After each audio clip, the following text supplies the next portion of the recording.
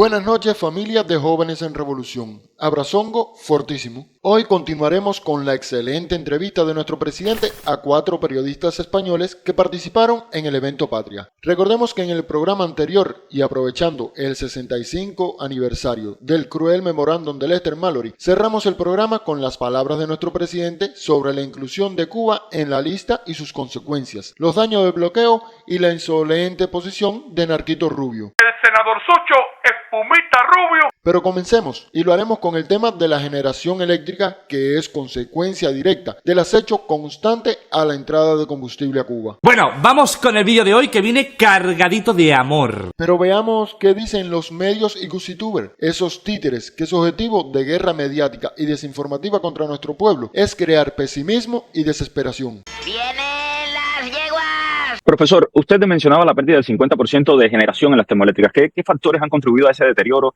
y el impacto actual de ese deterioro en la red eléctrica? Bueno, primero son unidades viejas, tienen más de 40 años de explotación. Estas unidades tienen casi siempre una vida natural de entre 30 y 35 años. Estas unidades han recibido muy poco mantenimiento operativo, mucho menos mantenimiento capital. ¡Qué más megal! Sonso. También usan petróleo cubano, que es un petróleo de alto azufre, un crudo pesado, y es como un círculo vicioso, porque eso también tiene un alto daño a las unidades. Así que las reparan y como tú ves, o todos podemos ver, a los pocos meses están otra vez fuera de servicio. Así que es un sistema extremadamente frágil, que no hay recapitalización ninguna en el horizonte. No digan mentiras, no digan mentiras. Si es una cosa legal, no digan mentiras. Vamos a estar pendientes para observar y confirmar esta tendencia hacia el colapso del sistema electroenergético y qué medidas urgentes se podrían tomar para prevenirlo. No, medidas urgentes a corto plazo desafortunadamente no pueden tomar nada. Lo que estamos viendo es que hay un déficit, una vez más, si ves todos los partes o los reportes de la UNE, es alrededor de 1.500 a 1.600 megawatts el déficit, con una demanda últimamente por debajo de los 3.000 megawatts. Cuando llegue el verano y veamos esa demanda en 3.000, 3.500, 3.600 megawatts y el déficit continuando entre 9 y 10 unidades, ahí es donde vas a ver el fallo. ¡Cállate, baboso! Sí, mira el noticiero como te habla de la solución que no va a llegar y que el apagón está ahí a la vuelta de la esquina. Mientes, rata inmunda. Qué vergüenza. Tú sigues esperando los 5 megawatts que van a dar hectáreas y hectáreas y hectáreas de paneles chinos. Sí, estos 5 megawatts el microwave no lo vas a poder utilizar si lo tienes. Pero no te preocupes porque puedes poner un bombillo, ¿verdad? De eso que da luz amarilla tenue de funeraria, mientras cocinas en el carbón. Estaba una paja rapita, posada en su vez de limón, y con el pico recoge la rama, con la rama recoge la flor. Así son. Ninguno habla del costo del combustible. Ninguno habla de las limitaciones por el bloqueo de comprar equipos, piezas y maquinarias para nuestras termoeléctricas. Lo de ellos es la burla y la desesperación de la situación energética en Cuba. Eso es de gente muy cochina. Pero veamos a nuestro presidente cómo explica paso a paso la situación actual y qué planes hay a corto y largo plazo. La televisión. Estos días, además, pasados, hemos sufrido un apagón en el país de casi 48 horas. Y la cuestión es, ¿por qué no se ha podido prever ese apagón? ¿Y cuáles son los planes que tiene el gobierno y el país para dar solución o intentar mitigar esas situaciones? La generación eléctrica hoy de Cuba depende sobre todo de la generación térmica, o sea, con termoeléctrica, que consumen, por innovaciones que se hicieron en esos sistemas, consumen crudo nacional. Y ahí empieza un primer problema tecnológico. Ese crudo pesado, como tiene alto contenido de azufre, en las calderas provoca mucha incrustación, o sea, procesos de acelerada incrustación, y por lo tanto las termoeléctricas trabajando con ese tipo de crudo necesitan en periodos más cortos los mantenimientos necesarios y las reparaciones capitales necesarias para poder trabajar con eficiencia. Solo para mantener el sistema electroenergético cubano en mantenimiento y reparaciones capitales nosotros necesitamos más de $500 millones al año. Ojo al dato, Y el combustible que necesitamos adquirir para poder echar a andar los sistemas que llevan combustible importado, necesitamos en el orden de miles de millones de dólares. O sea, estamos hablando de una cifra de más de 1.500 millones o 1.600, podríamos llegar hasta 2.000 millones. Entonces, en los últimos años, sobre todo después que recrudeció el bloqueo por un grupo de cosas que transcurrieron, que no tienen que ver solo con la situación de Cuba, tiene que ver también con la situación de países amigos que también han sido sancionados, que también han sido presionados, nosotros tuvimos menos disponibilidad de divisas. En primer lugar, pues se nos cortaron un grupo importante de las exportaciones. Estados Unidos bloqueó el turismo, por ejemplo. Con efecto inmediato, estoy cancelando el acuerdo completamente unilateral de la pasada administración con Cuba. Entonces se nos fue acumulando. Era previsible, se sabía, el sistema electroenergético nacional tenía los cálculos de cuánto había que ponerle, pero nosotros no obtuvimos la disponibilidad de divisas y durante 5 años se fue acumulando. Primero, no tener las divisas para comprar las piezas de repuesto y dar los mantenimientos, tanto a las termoeléctricas como a los grupos de generación distribuida. Y empezó un deterioro paulatino de los mismos. ¿Entiendes, verdad? Aparte de todas estas cosas, ¿qué pasa? Que nosotros ahora ya sí hemos podido, con un grupo de elementos, de planes de negocio que hemos realizado, de encadenamiento con otros sectores de la economía, que no los puedo explicar claramente para que no nos persigan, para que no nos ataquen, pero hemos encontrado salidas y alternativas para ir recuperando toda nuestra capacidad de generación, tanto distribuida como en las termoeléctricas, como en inversiones en parques solares. Pero en estos momentos, como había tanto deterioro, a la vez, porque queremos estar en una mejor situación en los meses de verano, a la vez están varias unidades térmicas, o sea, varias termoeléctricas, que están en procesos planificados de reparaciones capitales, de mantenimiento que les debíamos, pero que los estamos pudiendo hacer ahora. Con un grupo de alternativas que hemos tenido y también con cooperación de países amigos, hemos encontrado determinadas posibilidades de financiamiento para hacer reparaciones que teníamos pendientes y mantenimientos a termoeléctricas que se van a ir incorporando al sistema. También hemos encontrado determinadas posibilidades para apoyar procesos de ir recuperando capacidad de generación en las islas de generación, en los bloques de generación distribuida. Y estamos haciendo una enorme inversión que este año abarca más de 1.000 megawatts en parques fotovoltaicos. Y el año que viene vamos con 1.000 megawatts más en paneles fotovoltaicos. Y una parte de ellos con acumulación. O sea que esos no generarían el día, esos acumularían y ayudarían por la noche. ¿Viste, Otaodio? No son espejitos ni 5 megawatts. Serán al final del año 1.000 megawatts. Más 1.000 el próximo año. ¿Te queda claro a ti también, Pentón, verdad? ¡Toma! Continuemos, porque el tema de la emigración también estuvo sobre la mesa. Escuchemos. Y después vinieron los momentos, que son los que vivimos hoy todavía, de alentar a que los cubanos abandonaran el país para provocar una emigración insegura, desordenada e ilegal. Muchas veces ilegal. Y para eso usaron tácticas muy perversas también.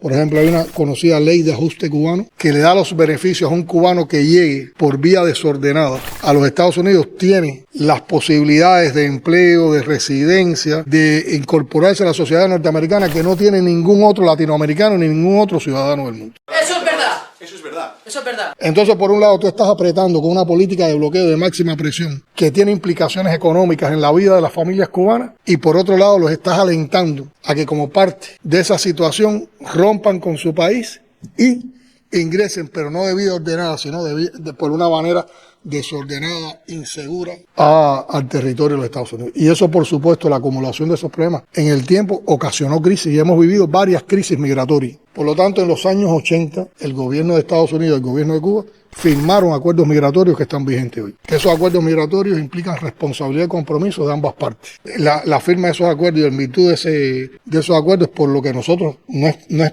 particularmente con Trump, hemos recibido en todos estos años vuelos de personas de estas que el gobierno de Estados Unidos deporta, bajo las condiciones con que Cuba firmó esos acuerdos. O sea, eso no es nuevo. Eso que está apareciendo nuevo para otros países, nosotros los tenemos en acuerdo con los Estados Unidos. Más claro ni el agua.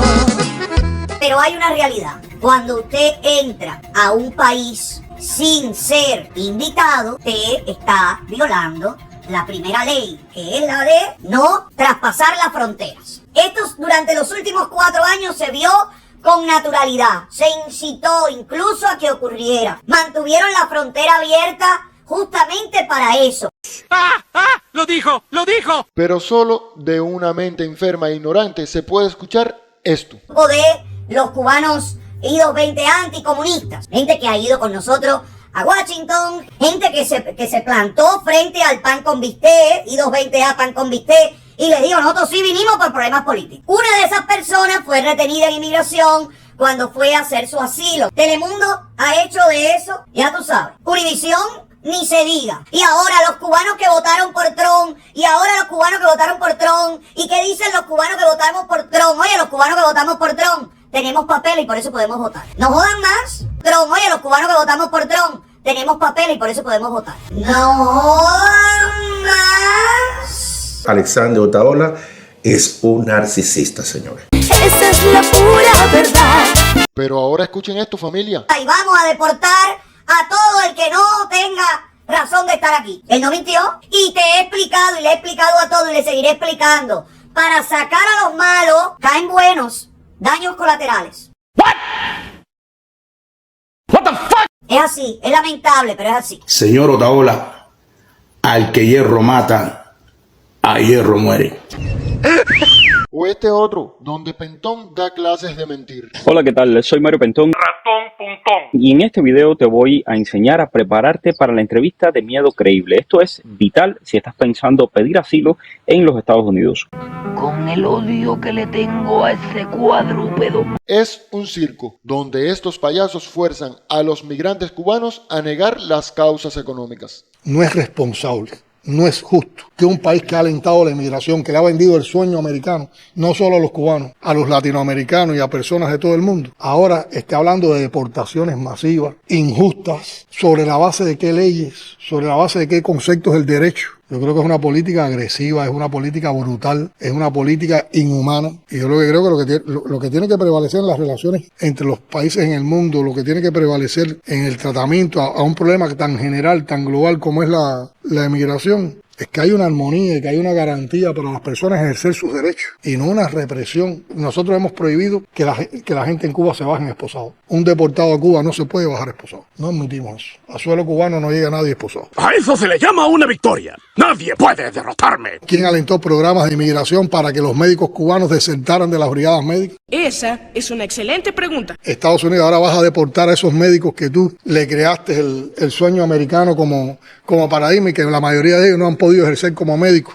y en su profesión en los Estados Unidos. Y estoy hablando, por eso les dije, había características particulares de Cuba, pues está la ley de ajuste cubano, está que nosotros teníamos acuerdos migratorios respondiendo a todas las crisis y la voluntad esa de buscar una migración segura, leal y ordenada. Ese aliento a esa migración ilegal, cuántas pérdidas de vidas humanas ha causado en las travesías esas inseguras en el mar. Alguna gente extrañaba, no, pero los vuelos a Cuba, no. Estamos recibiendo los mismos vuelos que recibíamos en otro momento.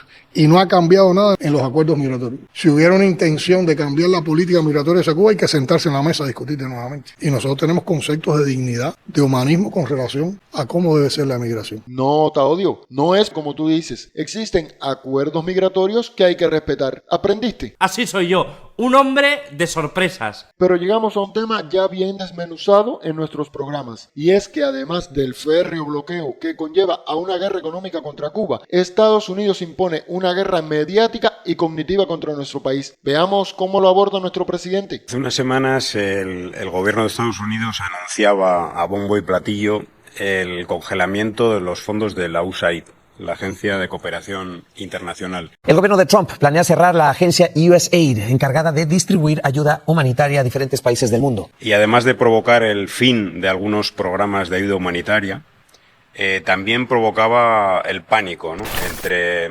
determinados actores de la contrarrevolución cubana, sobre todo algunos medios autotitulados como independientes.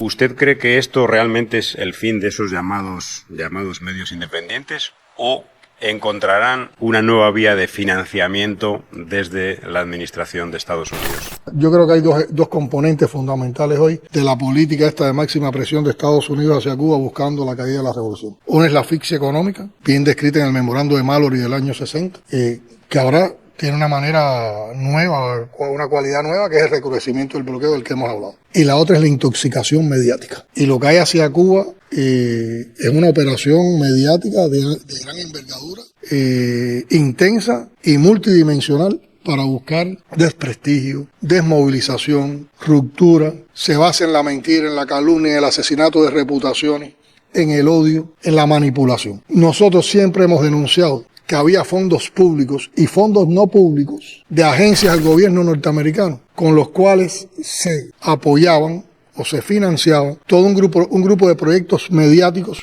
contra la revolución cubana, y por lo tanto nosotros consideramos que si las personas que trabajaban en esas plataformas mediáticas sirviendo un gobierno enemigo, financiado por un gobierno para agredirnos, eran mercenarios. Y la narrativa norteamericana trataba de desmontar eso. Y los propios mercenarios que formaban parte de esas plataformas trataban de desmontarlo. Ahora llama la atención, ellos mismos se han descubierto, ellos mismos se han puesto al descubierto. Vino la política con relación a la administración de los USAID y se arma el gran cacareo. Ahora están cerrando, han tenido despidos masivos, TV Martí y Radio Martí. Pero además, fíjense, cuando se quiere hacer daño, hasta donde se llega. Nosotros hemos tenido, por la inteligencia y la creatividad de nuestra gente, condiciones tecnológicas que han impedido que Radio Martí y TV Martí pudieran, o sea, las mantuvieron por capricho. Y además porque ha sido el medio de vida de una parte importante de la contrarrevolución. Y ahora todos andan desesperados. Y eso es lo que está pasando ahora. Pero yo creo que va a haber mecanismos, va a haber otras maneras. Reordenarán algo en la política, pero es que ese es un componente activo fundamental de la intoxicación mediática. O sea, el gobierno norteamericano en su afán de vencer a la revolución cubana necesita esos medios, los ha articulado, los creó, a esas personas las alentó. Entonces yo creo que de una manera u otra, tal vez más o tal vez menos, pero van a aparecer apoyos para esos medios. De todas maneras, lo que está pasando ahora, lo que sí demuestra que Cuba tenía razón, que no eran medios independientes. Concho, eres independiente y estás dependiendo del dinero que te está dando el gobierno de los Estados Unidos, una agencia del gobierno de los Estados Unidos. Y además, ¿quién va a administrar la USAID? Marco Rubio. Marco Rubio es parte de esa política. Marco Rubio alienta y apoya la política de que haya medios contrarrevolucionarios contra Cuba. Eso es verdad. Esta historia continuará. Hasta aquí el tema principal, familia. Ahora los invitamos a reír un poco con los memes. ¡Otaole la yegua, cañón! Hello, hello.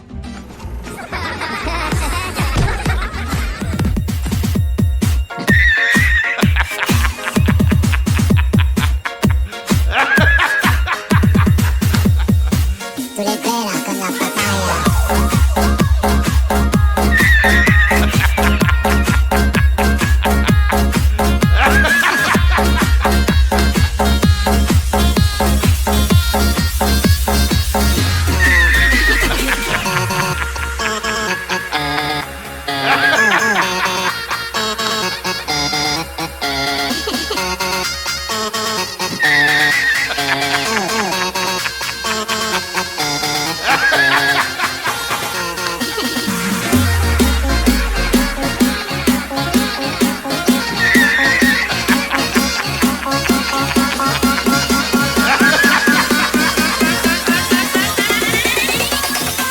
Tú le pegas con la papaya.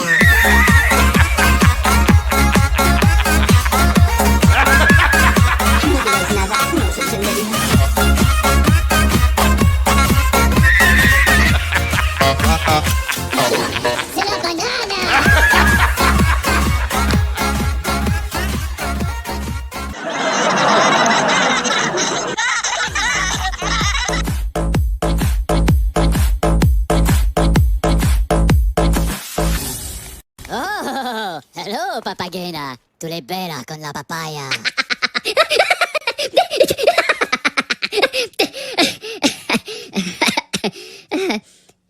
¿No? Macareno. ¿No? Todo el mundo ahora, en este mismo instante, a suscribirse a Jóvenes en Revolución. Especialmente por el presidente que está trabajando muy bien y bastante. Digo, más a veces de la cuenta. Tiene que descansar de vez en cuando igual que usted. Adiós, Canel. ¡A Cuba! ¡Por el corazón! Se te ha hecho corto. Bueno, pues aquí tiene más. Que estamos con el ansia. Venga, toco a mí. Bueno, pues, hinchate.